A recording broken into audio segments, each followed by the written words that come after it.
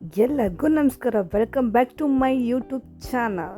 47 members ನನಗೆ followers ಆಗಿದ್ದೀರಾ. ನನಗೆ ಸಿಕ್ಕಾಬಟ್ಟೆ ಖುಷಿ ಇದೆ. ಫಾಲೋವರ್ಸ್ ನನಗೆ 47 ಮೆಂಬರ್ಸ್ ಆಗಿದ್ದಾರೆ ಅಂತ ಸೆಲೆಬ್ರೇಷನ್ ನನಗೆ. ಇದು ವೀಕೆಂಡ್ ಮಾರ್ಕೆಟ್ ಆಗಿತ್ತು, ಅಂದರೆ ಸಂತೆ ಮಾರ್ಕೆಟ್ ಅಂತ ಹೇಳ್ಬೋದು. ನಮ್ಮಮ್ಮಂಗೆ ತುಂಬ ವರ್ಷಗಳಾಗಿತ್ತು, ಅಂದರೆ ಯಾವಾಗಲೂ ದಾವಣಗೆರೆ ಸಿಟಿಯಲ್ಲೇ ಇದ್ದಿದ್ದಲ್ವ. ವೀಕೆಂಡ್ ಮಾರ್ಕೆಟೆಲ್ಲ ಏನೂ ಇರ್ತಾ ಇರಲಿಲ್ಲ. ಆಲ್ಮೋಸ್ಟ್ ಮನೆ ಅಕ್ಕಪಕ್ಕ ಇರುವಂಥ ತರಕಾರಿ ಶಾಪ್ಸಲ್ಲೇ ತರಕಾರಿ ಎಲ್ಲ ಬೈ ಮಾಡ್ತಾಯಿದ್ರು.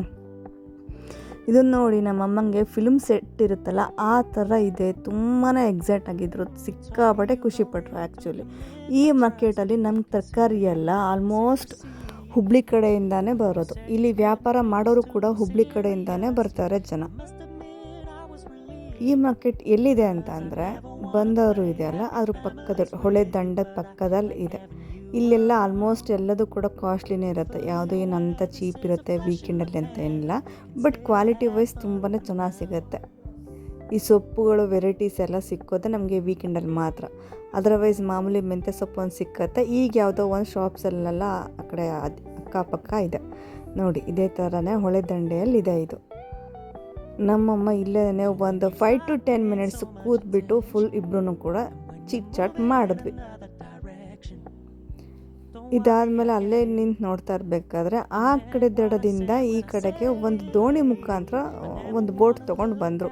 ಸಂತೆ ಮಾರ್ಕೆಟ್ ಮಾಡಲಿಕ್ಕೋಸ್ಕರ ಬಂದಿದ್ದಾರೆ. ಅದನ್ನು ನೋಡಿ ನಮ್ಮಮ್ಮಂಗೆ ಇದೇನಿದು ಇಷ್ಟು ಚೆನ್ನಾಗಿದೆ, ಒಳ್ಳೆ ಫಿಲ್ಮಲ್ಲೆಲ್ಲ ಬರುತ್ತಲ್ಲ ಆ ಥರ ಇದೆ ಅಂತ ಸಿಕ್ಕಾಬಿಟ್ಟೆ ಎಕ್ಸೈಟ್ ಆಗಿದ್ರು.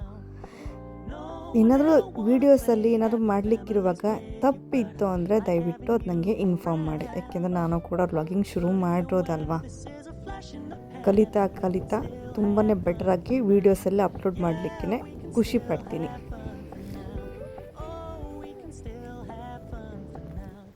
ಅದಾದಮೇಲೆ ಮನೆ ಹೊಕ್ಕೊಂಡು ಆಗಿ ಮಕ್ಕಳಿಗೆ ಎಗ್ ಫ್ರೈ ಬೇಕು ಅಂತ ಹೇಳಿದರು. ಬಟ್ ನಾನಂತೂ ಪ್ಯೂರ್ ವೆಜ್ಜು, ಮಕ್ಕಳಿಗೋಸ್ಕರ ಎಗ್ಗನ್ನ ಅಡುಗೆ ಅಂತೂ ಮಾಡಿಕೊಡ್ತೀನಿ ತಿನ್ನಲಿಕ್ಕೆ.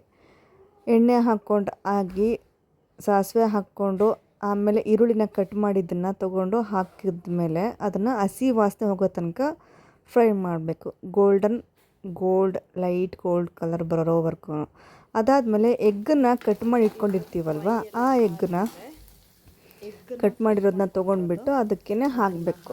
ಇದಕ್ಕೇನೆ ಹಾಕಿದ್ಮೇಲೆ ಒಂದು 2 ಮಿನಿಟ್ಸ್ ಅಲ್ಲ, 3 ಮಿನಿಟ್ಸ್ ಅಲ್ಲಿವರೆಗೂ ಫ್ರೈ ಮಾಡ್ಕೊಂಡಾದಮೇಲೆ ಜಾಸ್ತಿ ಏನೂ ಇಂಗ್ರೀಡಿಯೆಂಟ್ಸ್ ಇಲ್ಲ. ಯಾಕೆಂದರೆ ನನಗೂ ಹೆಚ್ಚಾಗಿ ತುಂಬ ರಾಶಿ ಅಡುಗೆ ಎಲ್ಲ ಮಾಡಲಿಕ್ಕೆ ಬರೋದಿಲ್ಲ.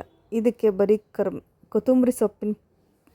ಕೊತ್ತಂಬರಿ ಪೌಡರು, ಕೊತ್ತಂಬರಿ ಸೊಪ್ಪು ಹಾಕಬೇಕಿತ್ತು ನೋಡಿ, ನಾನು ಮರ್ತೇ ಬಿಟ್ಟಿದ್ದೀನಿ, ಈಗ ನೋಡ್ತಿದ್ದೀನಿ. ಆಮೇಲೆ ಖಾರದ ಪುಡಿ, ಅದಾದಮೇಲೆ ಸಾಂಬಾರು ಪುಡಿ, ಒಂದು ಸ್ವಲ್ಪ ಉಪ್ಪು, ಇದನ್ನಷ್ಟನ್ನು ಹಾಕಿಬಿಟ್ಟು ಮಿಕ್ಸ್ ಮಾಡಬೇಕು. ಬಟ್ ಮಿಕ್ಸ್ ಮಾಡಲಿಕ್ಕೆ ಒಂದು ಕೈಯಲ್ಲಿ ಫೋನು, ಇನ್ನೊಂದು ಕೈಯಲ್ಲಿ ಅಡುಗೆ ಮಾಡಲಿಕ್ಕೆ ಆಗ್ತಾಯಿತ್ತು. ಹಾಗಾಗ್ಬಿಟ್ಟು ಮಿಕ್ಸ್ ಮಾಡೋದೆಲ್ಲ ತೋರ್ಸೋಕ್ಕೆ ಆಗಿರಲಿಲ್ಲ. ಮಿಕ್ಸ್ ಎಲ್ಲ ಮಾಡಿದ್ದಾದ ನಂತರ ಒಂದು 2 to 3 ಮಿನಿಟ್ಸ್ ಇದನ್ನು ಬಿಟ್ಬಿಟ್ಟು ಅದನ್ನು ನಾವು ಸರ್ವ್ ಮಾಡ್ಬೋದು. ಇದು ಒಂಥರ ಟೇಸ್ಟಿಯಾಗಿರುತ್ತೆ, ಸಿಂಪಲ್ ರೆಸಿಪಿ. ನೀವು ಕೂಡ ಮನೇಲಿ ಟ್ರೈ ಮಾಡ್ಕೋಬಹುದು. Anyway, thank you, love you all. ಆಮೇಲೆ ಏನಾದರೂ ಇದ್ದರೆ ಕಮೆಂಟ್ ಮಾಡಿ ಪ್ಲೀಸ್. ನನಗೂ ಕೆಲವೊಂದು ತಪ್ಪುಗಳೆಲ್ಲ ಗೊತ್ತಾಗುತ್ತೆ, ಹೌದಲ್ವ, ನಾನು ಈ ಥರ ಮಾಡಬೇಕಿತ್ತು ವೀಡಿಯೋಸ್ ಅಂತ ಹೇಳಿ.